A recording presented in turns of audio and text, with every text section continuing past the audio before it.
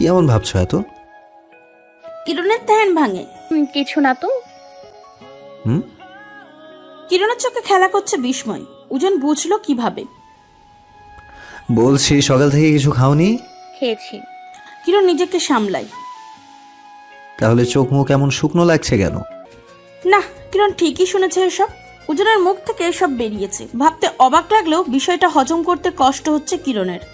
উজান কিনা তাকে ভালো মন্দ জিজ্ঞাসা করছে, আবার যেখানে উজান এক কথা একবার বলে সেখানে তাকে দুবার বলছে। খুবই বিস্ময়কর ব্যাপার।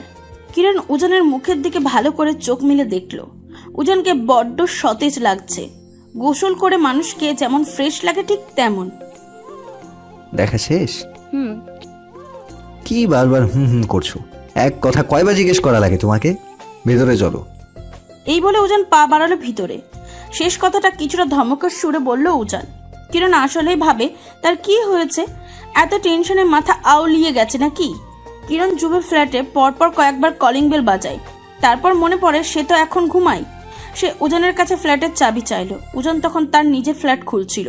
কিরণকে চাবি দিতে গিয়েও তার হাত থেমে যায়। তার মুখ থেকে মনে হয় হঠাৎই খুবই গুরুত্বপূর্ণ কথা যেন তার মনে পড়েছে। সে চাবি আবার পকেটে ঢুকিয়ে নেয়। কিরণের ভ্রুযুগল কুঞ্চিত হয়ে আসে। কি হলো? তুমি এখন আমার ফ্ল্যাটে চলো। কিরণের মুখ হাঁ হয়ে যায়। হতভম্ব গলায় বলে, কানে শোনোনি? বলেছি আমার ফ্ল্যাটে আসতে। যাও ভান ঘুমাক, ও ঘুম থেকে উঠলে যেও। যাও, ভানের প্রয়োজন নেই। তুমি চাবিটা দাও। আবার কিছু জিনিস আছে, তা নিয়ে চলে যাব। কানে যায় না কি বলেছি? পরে যেও, চলো। উজান এবার কিরণের হাত টেনে ভিতরের দিকে অগ্রসর হয়। ঠিক সেই মুহূর্তে যুবের ফ্ল্যাটের দরজা খোলে। তখন অনেকবার বেল বাঁচানোর জন্য এখন খোলা হয়েছে। কিরণ ঘাড় ঘোরায়, কিন্তু যা দেখে তাতে চোখ বড় বড় হয়ে যায়। পা থামে তার। উজান কিরণের হাত ধরা অবস্থায় থেমে যায় কিরণের থামা দেখে। কিরণ দেখে দরজা খুলছে ইয়ানা। তার পরনে জামা দেখেই কিরণ বেশ চমকায়। তার পরনে জাউভানের শার্ট, যা ইয়ানার হাঁটু পর্যন্ত ঢেকে রেখেছে। বোতাম কয়েকটা লাগানো, দেখে মনে হয় ধুতো পরতে যেও উল্টো পাল্টা পড়ছে। ইয়ানাও চমক লাগা চোখে একবার কিরণ আর একবার উজানের দিকে তাকায়। সে দ্রুত দরজা আটকাতে চায়। ততক্ষণে কিরণ ঝাড়ি মেরে উজানের হাত সরিয়ে দরজা ঠেলতে শুরু করেছে। ইয়ানা কিরণের শক্তির সাথে পারেনি। কিরণ দরজা ঠেলে খুলে তড়িৎ পায়ে জাভানের রুমের দিকে হাঁটা দেয়। তার মাথায় দাউ দাউ করে আগুন জ্বলছে। পেটের জ্বালা মাথার জ্বালা মিলে মনে হয় অগ্নিকাণ্ড ঘটাবে আজ। যুবের রুমে গিয়ে কিরণ থামে। ইয়ানাকে দেখে যা ভেবেছিল তাই। বিছানায় নগ্ন অবস্থায় জাভান ঘুমিয়ে আছে। তার পেট অবধি শুধু একটা চাদর জড়ানো। তার সারা গায়ে কামড়ের দাগ। বিছানায় গোলাপ ফুলের পাবড়ি ছেটানো। ফ্লোরে ইয়ানার আন্ডারগার্মেন্টস আর জাভানের শর্টস পড়ে আছে। এছাড়া প্রোটেকশনের প্যাকেট পড়ে আছে বেডসাইডের টেবিলে। টেবিলের ড্রয়ার খোলা, সেখানে কয়েকটা নিউ প্যাকেট গুছিয়ে রাখা। তার মানে এসব নতুন কিছু না। কিরণের মনে হলো বুকের ভিতরে কেউ ভারী পাথর চাপা দিয়ে রেখেছে। শ্বাস নিতে কষ্ট হচ্ছে তার। না, ভালোবাসা না, ধোকার কষ্ট। জাভানের প্রতি কিছুটা হলেও তার মায়া ছিল। জাভানের এত পাগলামি দেখে ভেবেছিল সে সত্যিই কিরণকে ভালোবাসে। এই ব্যাপারে কিরণ শতভাগ নিশ্চিত ছিল। অথচ আজ সবটা মিথ্যা প্রমাণিত হলো। জাভানের চরিত্র এত নোংরা, তার চরিত্র সার্টিফিকেট তো ওই দিন বাসেই পেয়ে গিয়েছিল। সে ভেবেছিল যুব এতটুকু পর্যন্ত সীমাবদ্ধ, কিন্তু ভেতর ভেতর যে এইসব করে বেড়ায় সে সম্পর্কে তো কিরণ সম্পূর্ণ অজ্ঞ ছিল। কিরণকে এইভাবে ধোকা দিল, এত নিষ্ঠুর ভাবে। উজান কিরণের পিছু পিছু আসে। উজানের উপস্থিতি টের পেয়ে কিরণ পিছু তাকায়। তার চোখে জল, মুখশ্রী কঠিন। ভেজা গলায় শক্ত কণ্ঠে উজানকে বলে, তোমার ভাইয়ের কুকিরটি তুমি আগে থেকেই জানতে, তাই না? ছি, এতটা নিকৃষ্ট মন কি করে হতে পারে কারোর? উজান নিশ্চল হয়ে দাঁড়িয়ে থাকে, মুখের আ নেই। কিরণ জাভানের দিকে এগিয়ে যায় আর ভাবতে থাকে মানুষের কত রূপ, এক একজনের কাছে প্রকাশ পায় এক এক রূপ। সে জাভানকে ভালোবাসে না, কিন্তু তাকে এভাবে ধোকা দেওয়াটা কিরণ মানতে পারেনি। এমন যদি হতো যে কিরণ যদি জানতো যুবের চরিত্র আগে থেকেই এমন, তাহলে আজকের ঘটনাটা মেনে নিতে কষ্ট হতো না। কিন্তু জাভান অভিনয় করে গেছে এই এতগুলো মাস। এত নিখুঁত অভিনয় কাকপক্ষীতেও টের পায়নি। কিরণ বেডসাইড টেবিল থেকে পানির জগ নিয়ে পুরোটা ছুঁড়ে মারে জাভানের মুখে। হাড় কাঁপানো ঠান্ডার মুখে ঠান্ডায় পানি পড়ায় হকচকিয়ে ওঠে জাভান। বিরক্তি নিয়ে সে ডান পাশে তাকায়। দেখে ইয়ানা আর উজান দাঁড়িয়ে আছে। উজানের চোখ মুখ গম্ভীর, আর ইয়ানা তার গত রাতের শার্ট পরে আছে। কিন্তু পানিটা মারলো কি? জাওহান এবার বাম পাশে তাকানোর সাথে সাথে শক্ত চড় এসে গালে পড়ে। চড়টা এতটাই শক্ত ছিল যে যুবের গাল জ্বলে গেল। সে গালে হাত দিয়ে কিরণের দিকে তাকাতে গেলে আর একটা শক্ত চড় তার আর এক গালে লাগে। কিরণ যুবের মুখের উপর থুতু ছুঁড়ে মারে। তুমি যে কি লেভেলের হিপোক্রেট তা এখানে না এলে জানতাম না, জানোয়ারের বাচ্চা। বলে আরেক তলা থুতু যুবের উপরে ছুঁড়ে মেরে চলে যায় কিরণ। এতক্ষণের ঘটনা বুঝতে একটু সময় লাগে যুবের। সে কিরণকে এই সময় এখানে আশা করেনি একদমই। কিরণ তো কখনো নিজে থেকে আসে না, আজ কেন আসলো? সে চেঁচিয়ে বলে, কিরণ দাঁড়াও। জাওহান উঠে দাঁড়িয়ে প্যান্ট পরতে পরতে বলে, থাক, কিরণ এখানে কি করছে? গট। তারপর উজানের দিকে তাকিয়ে চিল্লিয়ে ওঠে, তুই কিরণকে এখানে কেন এনেছিস, মাদারফাকার? জাওহান খালি পায়ে কিরণের পিছু পিছু দৌড়িয়ে যায়। ততক্ষণে কিরণ উধাও। পরন্ত বিকেল, বাড়ির ছোট্ট উঠোনে 2-3টে কুকুর এক মনে ঘেউ ঘেউ করছে। উঠোনের কোণে ছিমছাম একতলা বাসার 4টা রুম। এগুলোকে রুম না বলে স্টোর রুম বলা যেতে পারে, বরং স্টোর রুম এর চেয়েও বড় হয়। এই কনকনে শীতেও ঘরের ভিতরে এত গরম যে উজানের ইচ্ছা করছিল কোট খুলে ফেলতে। উজান এসেছে ময়মনসিংহে, কিরণের বাড়িতে। শক্ত গতিতে উজান বসা। সূর্যের মৃদু আলো কিরণের জানলার ফাঁক গলে মেঝের উপরে থাকা উজানের পায়ের কাছে লুটুপুটি খাচ্ছে। উজান আর না পেরে কোট খুলে সাইডে রাখলো। উঠে গিয়ে ফ্যানের সুইচ চালাতে গিয়ে দেখলো কারেন্ট নেই, অথচ পাশের বাসা থেকে টিভির আওয়াজ আসছে। ফ্যান চলবে না, মিটারের ব্যালেন্স শেষ। কিরণ রান্নাঘর থেকে আস্তে আস্তে বলল, তার হাতে লেবুর শরবত। উজানের সামনে শরবত রাখতেই উজান ঠকঠক করে খেয়ে নেয়। এত গরম লাগছিল যে উজানের ভিতরকার আত্মা বেরিয়ে যাচ্ছিল যেন। থ্যাঙ্কস। টিস্যুতে মুখ মুছতে মুছতে উজান বলে, এক হাতে টিস্যু দিয়ে মুখটা মোছাটাও যে কি সুন্দর হতে পারে তা উজানকে না দেখলে বুঝতো না কিরণ। এই ছেলে সব কিছুতেই আর্ট। কিরণ সেদিকে তাকিয়ে থাকতে থাকতে পাশের গদিতে বসে। কি জন্য এসছো? বিকেলের রোদ তখন উজানের পা থেকে উঠে তার চোখে গিয়ে লেগেছে। উজ্জ্বল মিষ্টি রোদের উজানের চোখ আর চুল ঝলমল করছিল। উজানকে দেখে কিরণের এক মুহূর্তের জন্য মনে হলো সে কোনো বইয়ের চরিত্র থেকে উঠে আসা রমণীদের প্রাণপুরুষ, যাকে পাওয়ার আকাঙ্ক্ষা বুকে নিয়ে বেঁচে থাকা যায় চিরকাল। তুমি জানো না কি জন্য এসেছি? উজানের পাল্টা প্রশ্ন। এতদিন তো চেয়েছিলে আমি যাতে যুভের জীবন থেকে সরে যাই, আর এখন যখন চলে এসেছি তখন আবার ফিরে যাওয়ার জন্য বলছো? একটু থামে কিরণ। সে একটু ভুল বলেছে। সে চলে আসেনি, যুবের থেকে ছাড়া পাওয়া তার জন্য এই জীবনেও সম্ভব না বোধ হয়। তার মন বলছে ঠিকই তাকে চলে যেতে হবে যুবের বন্দিনী হয়ে। সে তাচ্ছিল্য করে বলে, তোমার মতো ভাই আমি আমার জীবনে খুব কমই দেখেছি জানো জান। ছোট ভাইয়ের অপকর্ম জেনেও কিভাবে তার জীবনে একটা মেয়েকে ঠেলে দিচ্ছ। মেয়েটা তোমার ভাইয়ের কাছে ভালো থাকবে না জেনেও শুধুমাত্র ভাই সুখে থাকবে বলে, অথচ ভাবছো না একটা মেয়ের জীবন যে শেষ হয়ে যাচ্ছে। তোমার কি জীবন বলতে আদৌ কিছু আছে কিরণ? উজানের প্রশ্নে চকিতে চাই কিরণ। বিভ্রান্তি খেলা করে তার মুখে। আসলে তো তার জীবন বলতে আদৌ কিছু আছে? নেই তো।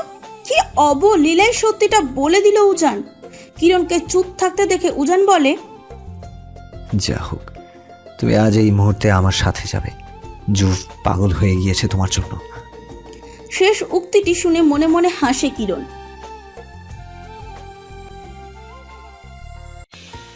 শেষ মুহূর্তে উজানের ফোনে একটা মেসেজ আসে। উজানের ফোনটা টেবিলেই ছিল। না চাইতেও মেসেজটা চোখে পড়ে যায় কিরণের। এক নিমিষে তার চোখ পড়ে ফেলে মেসেজটা। তারপর এমনভাবে চোখ সরিয়ে নেয় যেন সেই মেসেজটা দেখেইনি। উজান মোবাইলের আওয়াজ শুনে মোবাইলটা হাতে নেয়।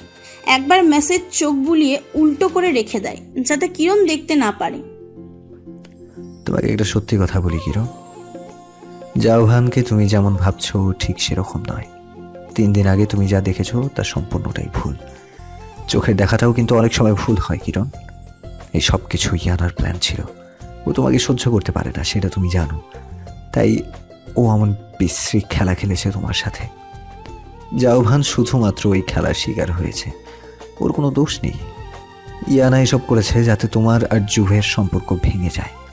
কিরণ জানলা দিয়ে বাইরে তাকায়। একটু আগের মেসেজের কথা মনে পড়ে তার। মেসেজটাই লেখা ছিল, আমি যে ইয়ানার সাথে সবসময় মেকআউট করি এটা যাতে কোনোভাবেই কিরণ না জানে বুঝি। আমার শুধু কিরণকে চাই ব্যাস, আর ওকে এনে দেওয়ার দায়িত্ব তোর। আমি ওয়েট করছি। মেসেজটা যে জাওভানে তা বুঝতে সময় লাগে না কিরণের। কিন্তু উজান তো আর জানে না যে তার অগোচরে মেসেজটা কিরণ দেখে ফেলেছে। অথচ ভাইকে নির্দোষ প্রমাণ করতে উজান কি সুন্দর মিথ্যা বলছে। মনে হয় যেন কিরণ বিশ্বাস করবে। কিরণ মেসেজের কথা গোপন রেখেই শান্ত কণ্ঠে বলল, মানলাম এসব ইনায়ের প্ল্যান, কিন্তু ইনায়া কি করে জানলো যে আমি ওই দিন জুভের বাসায় যাব? ইনায়া তো ঠিকভাবে জানেও না আমি কখন কোথায় থাকি বা কি করি, তাহলে সেদিনই বা কিভাবে জানলো? উজান এবার চুপ করে রইল। সে বুঝতে পারেনি কিরণ যে এই প্রশ্নটা করবে, না হলে সে আরেকটু সাজিয়ে মিথ্যাটা বলতো। আসলেই জুভের জন্য তার টেনশন হচ্ছিল প্রচন্ড। জাওহান অসুস্থ হয়ে গেছে প্রায়, নাওয়া খাওয়া দাওয়া বাদ দিয়ে সারাদিন কিরণের নাম জপছে, ঠিক প্রথম দিনের মতন। উজানের মন পড়ে ভাইয়ের এই অবস্থা দেখে। ছোটবেলায় জাওহান যা আবদার করত সব পূরণ করেছে উজান, সব। এখন তার কাছে কিরণকে ভিক্ষা চাইছে। উজান জানে যে জাওহানের বিশ্বাস একমাত্র তার ভাই পারবে কিরণকে এনে দিতে। কিরণের ফোন তখন তারস্বরে বেজে ওঠে, মায়ের ফোন। কিরণ ফোন ধরে জানতে পারলো আজ কিয়াদের অপারেশনের ডেট। এটাই নাকি শেষ অপারেশন। তারপর কিয়াদ বাড়ি ফিরতে পারবে। কিরণ দ্রুত তার হাত ব্যাগ নিয়ে নেয়। তার শরীরটাও ভালো নেই, খাওয়া দাওয়া হচ্ছে না ঠিক মতন, তার উপর এত টেনশন। কোথায় যাচ্ছ? হসপিটালে। জুতা পরতে পরতে কাষ্ঠ গলায় বলে কিরণ। উজান আর কিছু না বলে উঠে দাঁড়িয়ে বাইরে চলে যায়। কিরণ ঘরে তালা লাগিয়ে বের হতে গিয়ে দেখে উজান গাড়ি নিয়ে তার জন্য অপেক্ষা করছে। উজান গাড়ির দরজা খুলে বলে, গাড়িতে ওঠো। কিরণ বিনা বাক্যে উঠে পড়ে। এখান থেকে মেন রাস্তা পর্যন্ত হেঁটে যাওয়ার মতন শক্তি নেই তার, আর হসপিটালও পৌঁছাতে হবে তাড়াতাড়ি, তাই গাড়িতে উঠতে দ্বিমত করেনি। হসপিটাল আসলে কিরণ তৃতীয় তলার 203 নম্বর ওয়ার্ডে যায়। রুমের শেষের দিকে কিয়াদের বেড। উজানের দম বন্ধ হয়ে আসে হাসপাতালের ভ্যাপসা গন্ধে। চারিদিকে এত অসুস্থ মানুষ, এত কোলাহল, তার মতন ইনভার্ট মানুষের মাথা ধরিয়ে দিচ্ছে। দম আটকে এসে কিরণের পিছু পিছু যায়। রুমের প্রতিটা মানুষ উজানকে অবাক চোখে দেখছে। উজান রুমের অর্ধেক গিয়েই ফিরে আসে, রুমের বাইরে দাঁড়িয়ে থাকে। কিরণের মায়ের চেহারা রুগ্ন, ঘুমন্ত কিয়াদের পাশে বসে তার মাথায় হাত বুলাচ্ছে। কিরণকে দেখে তার মুখ কিছুটা উজ্জ্বল হয়। কিরণের মা, এসেছিস? তার মা মমতাজ কিয়াদকে জাগাতে নেয়। কিরণ বাধা দেয়। ঘুমন্ত ভাইয়ের চেহারা মায়া মায়া। কিরণ ভাইয়ের কপালে চুমু খায়। কিয়াদের মাথার পাশে রসায়ন আর পদার্থবিজ্ঞান বই। এই ছেলে হাসপাতালে এসেও পড়ালেখা ছাড়েনি। তোর অনেক কষ্ট হয় না রে কিরণ? কিরণ চোখ উঠিয়ে মায়ের দিকে তাকায়। তার মায়ের চোখ ছলছল করছে। চোখ ফিরিয়ে নেয় সে। বেশিক্ষণ তাকিয়ে থাকলে সে নিজেও কান্না আটকাতে পারবে না। তাকে কান্না করতে দেখলে মাও ভেঙে পড়বে। আমার মাঝে মাঝে মনে হয় তোকে যদি জন্মটা না দিতাম তাহলে তোর এই নিষ্ঠুর দুনিয়া দেখা লাগতো না। সব ভুল আমার। তুমি আবার শুরু করেছো মা? কিরণ বিরক্তির ভান ধরে চোখের জল আটকায়। না রে, সত্যি বলছি, চলে থেকে তো তোকে কত কিছু সহ্য করে আসতে হয়েছে। আমি মা হয়ে কিছু করতে পারলাম না তোর জন্য। ডক্টর কি বলেছে অপারেশনের ব্যাপারে? কিরণ কথা ঘোরায়। তার এখন অতীতের কথা মনে করতে ইচ্ছা করছে না। ডাক্তার যেন কি বলেছে? বলেছিল অপারেশন করতে কত টাকা যেন লাগবে ভুলে গেছি। মমতাজ মনে করার চেষ্টা করলেন। দিনে দিনে তিনি স্মৃতিশক্তির লোপ পাচ্ছেন মনে হয়। কিছু মনে থাকে না ইদানিং। আচ্ছা আমি গিয়ে কথা বলে আসছি, তুমি থাকো। কিরণ উঠে বাইরে যায়। বাইরে উজানকে পায়চারি করতে দেখে। কিরণ পাশ কাটিয়ে চলে যায়। কিরণকে কোথাও যেতে দেখে উজানও তার পিছু নেয়। কিরণ রিসেপশনিস্টকে জিজ্ঞাসা করে অপারেশনের ব্যাপারে, আর জানে সব মিলিয়ে মোট 95,000 লাগবে। কিরণের ব্যাংকে এত টাকা নেই, যা ছিল তা দিয়ে এই কয়দিন মায়ের আর কিয়াদের ওষুধে শেষ হয়ে গিয়েছে। কিরণ ব্যাংক থেকে লোন নিবে ভাবে। যেহেতু এছাড়া আর উপায় নেই তার কাছে, কিরণ হসপিটালের বাইরে বের হলে উজান পিছন থেকে ডাক দেয়, আমি তোমাকে সাহায্য করতে পারি। কিরণ ক্রুদ্ধ স্বরে বলে, লাগবে না। এই বলে আবার হাঁটা দেয়। উজান দৌড়িয়ে এসে কিরণের হাত ধরে থামায়। লিসেন কিরণ, তোমাকে সব দিক দিয়ে সাহায্য করব আমি, তার বদলে তোমাকে আমার সাথে যেতে হবে। না, লাগবে না আমার সাহায্য। না, আমি আপনার সাথে যাব। চিৎকার করে ওঠে কিরণ। হাত ছাড়িয়ে নিতে চায় সে, পারে না। উল্টে উজান আরো শক্ত করে চেপে ধরে। পাবলিক প্লেসে সিন ক্রিয়েট করো না, সবাই দেখছে। কিরণ চারিদিকে তাকিয়ে দেখে প্রত্যেকটা মানুষ তাদের দিকে তাকিয়ে আছে। কিরণ শান্ত হয়। উজান কিরণের হাত টেনে ধরে দোকানের কোণায় নিয়ে আসে। উজান বড় করে শ্বাস নেয়, মুখ গম্ভীর করে বলে, তুমি বাধ্য কিরণ, আমি শুধু ভদ্রতা বজায় রেখে তোমাকে যাওয়ার জন্য বলছি। জাওভানকে এখানে না নিয়ে এসে নিজে এসেছি শুধু তোমাকে বুঝিয়ে নিয়ে যেতে।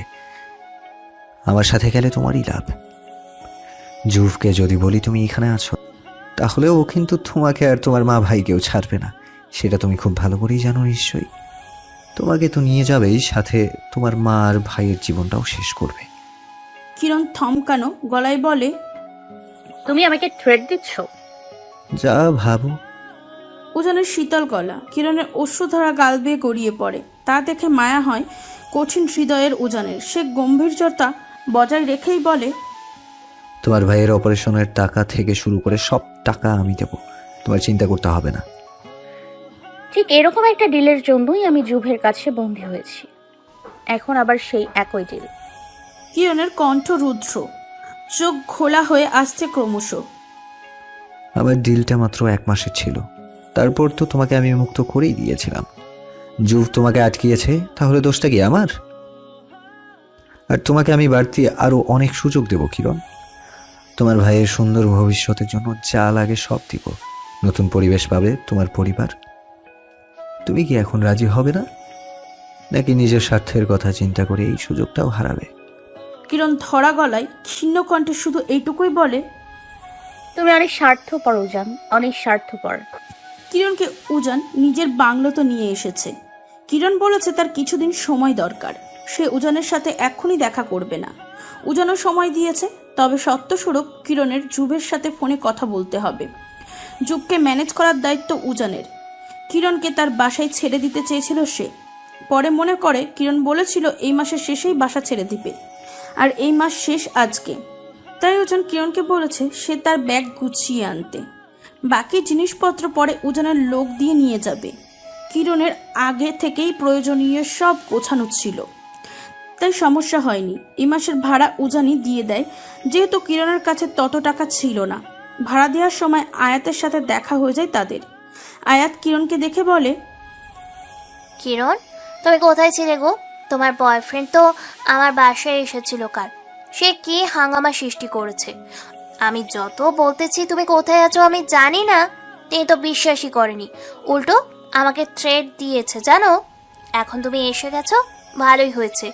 আমি তো ভয় পেয়ে গেছিলাম তোমার বয়ফ্রেন্ডের হুমকিতে। কিরণ জুভের হয়ে ক্ষমা চাইল। সে এখান থেকে চলে যাবে সেটা আয়াত আজই জেনেছে। কিরণের যে টাকার সমস্যা সেটা সে বুঝেছে। তবে সে বাবাকে বলে কিরণের থেকে কম ভাড়া নিতে পারত যদি উজানের উপর নজর ভালোভাবে গেঁথে যেত। কারণ উজানকে পেতে হলে কিরণকে মাধ্যম হিসেবে কাজে লাগানো যেত। কিন্তু এখন তো উজানের থেকে নজর সরে গিয়ে আহজানের উপর পড়েছে, আর আহজান নিজে এসে ধরা দিয়েছে। তাই আর কিরণকে তার লাগবে না। তাই সে কিরণকে বাসা ছাড়তেও বারণও করেনি। তবে একটু খারাপ লাগছে, যেহেতু তার সাময়িক জুনিয়র ফ্রেন্ড ছিল কিরণ। কিরণকে নিচের তলার একটা রুমে থাকতে দেয় উজান, আর কিরণকে সাবধান করেছে উপরতলায় যাতে ভুলেও পা না মারায়। কারণ সেখানে কিরণের পদাচারণ তাকে ডিস্টার্ব করবে, যা সে মেনে নিতে পারবে না। কিরণ জুভের সাথে ফোনে কথা বলছে, ভিডিও কলে বলতে হচ্ছে। যদিও চুপ বুঝতে পারেনি কিরণ কোথায় আছে। কিরণের সাথে যখন কথা বলছিল চুপ এত আগ্রাসী হয়ে গিয়েছিল যে কথার মাঝে কিরণকে কল কেটে দিতে হয়েছে। 2 দিন হয় কিরণ এখানে এসেছে। তাকে নিয়ম করে প্রতিদিন 2 বার কল করতে হয় চুপকে, তার খোঁজ খবর নিতে হয়। প্রথমে চুপ পাগল করেছিল কিরণ কোথায় আছে বলতে, পরে অবশ্য বলেনি। নিশ্চয়ই উজান কিছু একটা বলে সামলিয়েছে। উজান এখানে সারাদিন থাকে, তবে কিরণের সাথে কথা বলে না বললেই চলে। এখানে আসলে উপরের তলায় গিয়ে নিজের আর্ট আর স্ক্যাল্পচারের কাজে ব্যস্ত হয়ে পড়ে। তার নাকি কয়েকদিন পরে এক্সিবিশনে যেতে হবে। সে দুপুরে এখানে আসে আর রাত হলেই ফ্ল্যাটে ফিরে যায়। মাঝখানে সময়টুকুতে সে কিরণের খোঁজ নেয় না, ইচ্ছা করে এড়িয়ে যায়। কিরণ তত মাথা ঘামায় না। উজানকে না দেখলেই ভালো, দেখলেই বারবার তার স্বার্থপরতার কথা মনে পড়ে। কিরণের ভাইকে কেবিনে শিফট করেছে উজান। মমতাজকেও ভালো ডাক্তার দেখিয়েছে, অধিক টাকা দিয়ে নার্স রেখেছে আলাদা করে যাতে মমতাজের কষ্ট না হয়। কিরণ যখন মায়ের সাথে ফোনে কথা বলছিল তখন এক প্রসঙ্গে মমতাজ বললেন, তুই যে ছেলের কথা বলেছিলি না, সে তো অনেক ভালো রে। কিরণ বুঝতে পারে না প্রথমে। কার কথা বলছো? ওই যে তুই নাকি বিয়ে করবি কোন ছেলেটাকে, তোকে নাকি অনেক ভালোবাসে ওই ছেলেটা। কিরণ ভাবে জাওহান সম্পর্কে কিরণ তার মাকে কিছু জানায়নি, বললে আরো টেনশন করবেন। তাই শুধু সে বলেছিল এখানে একটা ছেলেকে তার পছন্দ হয়েছে আর তারা বিয়ে করবে। তার মাও কিছু বলেনি, তার মেয়ে এত কষ্টের পর একটু সুখে থাকুক, এটাই তো চায়। কিরণকে চুপ থাকতে দেখে তার মা বলে চলে, কাল এসেছিল এখানে, কিয়াদের জন্য কত বই এনেছে জানিস। খাবার আনলো কয়েক পদের, আমার সাথে বসে অনেকক্ষণ গল্প করলো। কত অমায়িক ব্যবহার, তোর সাথে অনেক মানাবে। কিরণ স্তম্ভিত হয়। মা জাওহান ওখানে গিয়েছে? যাও। সেটা আবার কে? ওর নাম তো উড়ান, না জানি কি বললো। কিরণ চমকিত হয়। উজানের কথা বলছে নাকি? নিশ্চিত হওয়ার জন্য বলে, উজান?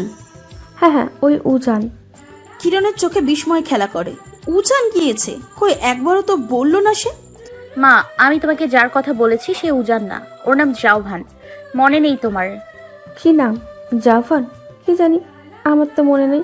সে হচ্ছে জাওহানের বড় ভাই। ও বুঝেছি, বড় ভাইটা কত ভালো, না জানি ছোট ভাইটাও কত ভালো হয়। দেখবি তোকে রানী করে রাখবে। কিরণের ভিতরটা দগ্ধ হয়ে যায় অদৃশ্য আগুনে। কষ্টের হাসি এসে মনে মনে বলল, অনেক ভালো সে। আমার জীবনে তার চেয়ে ভালো লোক খুবই কম দেখেছি। একদম মাথায় করে রাখবে আমায়। কিরণের রুমটা অনেক বড়, তবে আসবাব কম। অ্যাটাচ আলমারি, তাতে ডিজাইনার করা ফুলের কারুকার্য, পাশে ছোট ড্রেসিং টেবিল আর জানলার দিকে মুখ করে রাখা একটা টেবিল। স্লাইডিং ডোর খুলতেই বারান্দা। যেহেতু তার রুম নিচের তলায়, তাই মাটির কয়েক ফুট উঁচুতে তার বারান্দা। এখান থেকে গার্ডেনের একাংশ নজরে পড়ে। কিরণ চাকরি ছেড়ে দিয়েছে, গত মাসের বেতন পেয়েছে মোট বেতনের অর্ধেক। চাকরি ছাড়ার দিন বস তাকে তিরস্কার করাটাও বাদ রাখেনি। কিরণ চুপচাপ মেনে নিয়েছে সব। দোস্ত তারই ছিল, অফিস অনেক কামাই দিয়েছে সে। কিরণের জীবনে একটা বড় স্বপ্ন ছিল নিজের উদ্যোগে ব্যবসা করা। ছোট থেকে কাগজ দিয়ে বিভিন্ন ক্রাফটিং, সুই সুতোর কাজ খুব ভালো জানতো। তার মন শৈলীপক, মনে মনে কত ডিজাইন এঁকে রেখেছে সে, শুধু বাস্তব রূপ দিবে বলে। তার ইচ্ছা ছিল বড় হয়ে এসবের ব্যবসা করবে। এমব্রয়ডারি করা ব্যাগ, অঙ্কিত রঙিন শাড়ি, হাতে তৈরি ফুলের টপ, ছেলেদের পাঞ্জাবি, সবকিছু সে নিজের হাতে বিক্রি করবে। বড় শোরুমে তার এগুলো সারিবদ্ধভাবে সাজানো থাকবে। কারুকাজ করা শাড়ির পর কাস্টমার রিভিউ দেবে। তার ডিজাইনের ব্যাগ হাতে কাস্টমার তার দোকানে আসবে, যা দেখলে মন ভরে যাবে কিরণের। ব্যবসা বড় হবে, আনাচে কানাচে তার নাম ছড়িয়ে পড়বে। তার আন্ডারে কাজ করবে শত শত মানুষ, সবাইকে কাজ শেখাবে। সবাই দেখবে তার সৃজনশীলতার প্রশংসা করবে। এই স্বপ্নটাই দেখে কিরণ। স্বপ্নটা কি খুব বেশি কিছু? কিরণ আলমারি থেকে তার ব্যাগ বের করলো। এখনো সবকিছু গুছিয়ে আলমিরায় রাখা হয়নি। ব্যাগ থেকে সোনালি পাড়ের সাদা শাড়ি বের করলো, আঁচলে ছোট্ট গোলাপের সুতোর ফুল। এই শাড়িটার কিছু অংশ কিরণ কমপ্লিট করতে পেরেছে। শাড়িটার নিচে একটা ডিজাইনিং খাতা। কিরণ খুব যত্নের পেজগুলো উল্টাতে লাগলো। এক একটা page Mandela art, hope art, বিভিন্ন ধরনের ডিজাইন আঁকা। এগুলো এঁকেছিল কোনো এক কালে। মাঝখানে একটা পেজ এসে তার হাতে থামলো। এখানে খুব সুন্দর একটা গাউনের বুক পর্যন্ত অর্কিড ফুল আঁকা। এটা শেষ করা হয়নি, শেষ করার মতন সময় হয়ে ওঠেনি তার। এরকম অনেক কাজ আছে যেগুলো কিরণের সময়ের অভাবে করতে পারেনি। জাওহান কিরণের শখের মূল্য দিতে জানতো না। কিরণ যখন বলে তার স্বপ্নের কথা, তখন জাওহান কিরণকে উৎসাহ তো দেয়নি, বরং কিরণ তার চেয়ে বেশি অন্য কিছুকে প্রায়োরিটি দেওয়াটা মেনে নিতে পারেনি। যত রকম ভাবে কিরণের কাজে ডিস্টার্ব করা যায় করেছে। যুগ যখন নিউ ইয়র্ক যেত তখন খালি কিরণ হাতে একটু সময় পেত, তখন সে এইসব নিয়ে বসতো। অনলাইনে একবার খালি একটা ব্যাগ সেল করতে পেরেছিল 1500 টাকায়, তাও 1 মাস মোবাইলের সময় দেওয়ার পর। তারপর খুব বাজেভাবে ধোকা খায় কিছু কাস্টমারদের কাছ থেকে। এত পরিশ্রম ঢেলে তার শখের কাজগুলো সে তৈরি করেছিল, চোখ ব্যথা নিয়ে মোবাইলে বায়ার খুঁজেছিল, তাই ধোকাটা হজম করতে খুব কষ্ট হয়েছে কিরণের। তা নিয়ে রাতের পর রাত কেঁদেছেও। অনলাইনে বিজনেসের প্রতি মন উঠে গিয়েছিল তার। তারপর সে সিদ্ধান্ত নেয় সে লোকালেই মার্কেট করবে। কিরণ তার দোকানের নামও ঠিক করে রেখেছে, কিরণ বুটিক হাউস।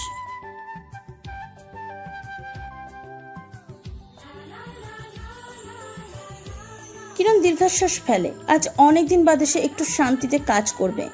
উজানের থেকে 2 সপ্তাহ চেয়ে নিয়েছে, তারপর সে হোস্টেলে উঠে যাবে। এখন সে উজানের আন্ডারে কাজ করে। টিউশনি করতে চেয়েছিল, কিন্তু উজানের বাংলোটা এত দূরেই যে সে আসা যাওয়াতেই সময় চলে যাবে।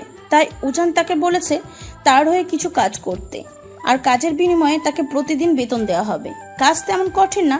উজানের পেন্টিং রুমে কিরণ যেতে পারবে এখন, শুধু কিছু সময়ের জন্য। সেই সময়ের মধ্যে উজানের আর্টগুলো ভালো করে প্যাকেজিং করা, ঘর পরিষ্কার রাখা, যত সরঞ্জাম আছে সব ঠিকঠাকভাবে সাজিয়ে রাখা, আর সবচেয়ে গুরুত্বপূর্ণ হচ্ছে বাগানের পরিচর্যা করা ও বাগান থেকে সবচেয়ে সুন্দর ফুলগুলো এনে উজানের পেন্টিং রুমে টবে সাজিয়ে রাখা।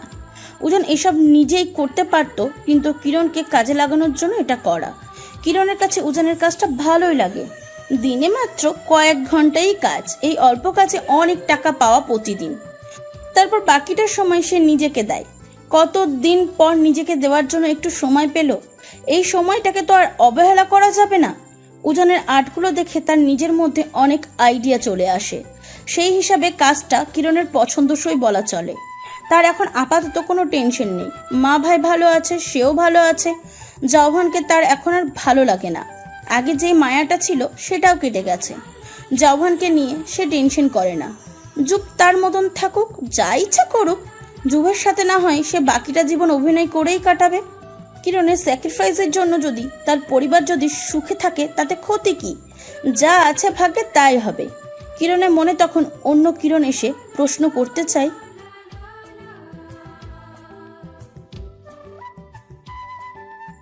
কিরণ রান্নাঘরে গিয়ে দুপুরের খাবার তৈরি করে।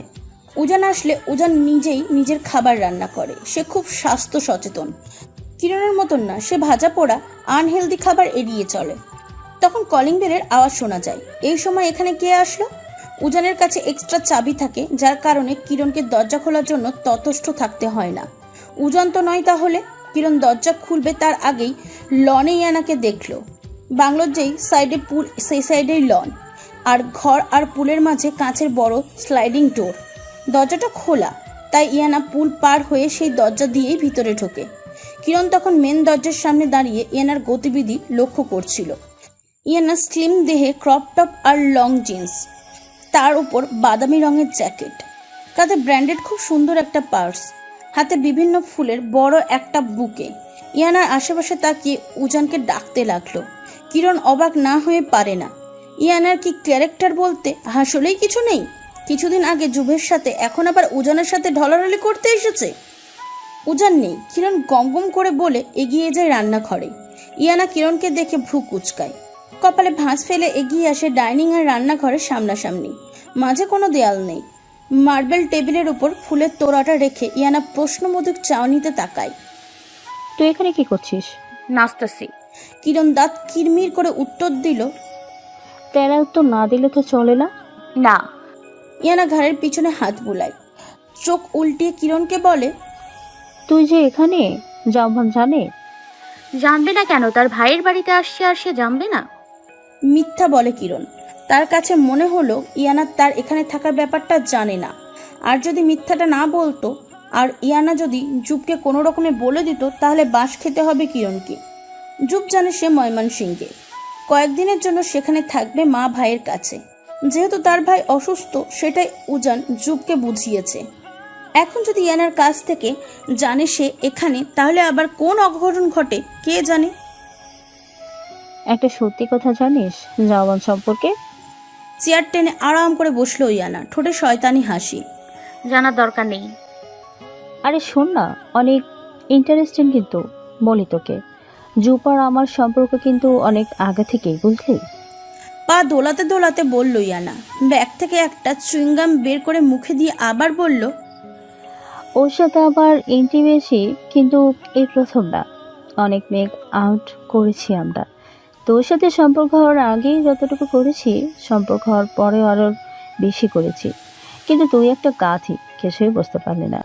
যুক্তকে বিয়ে করে ভোগ করতে চাইতো একদম পবিত্রভাবে। ওর আবার তোকে অপবিত্র করতে মনে বাঁধে কিনা। তোকে যৌবন ভালোবাসে ঠিক, কিন্তু প্রথম শারীরিক সুখটা আমার কাছেই পায়।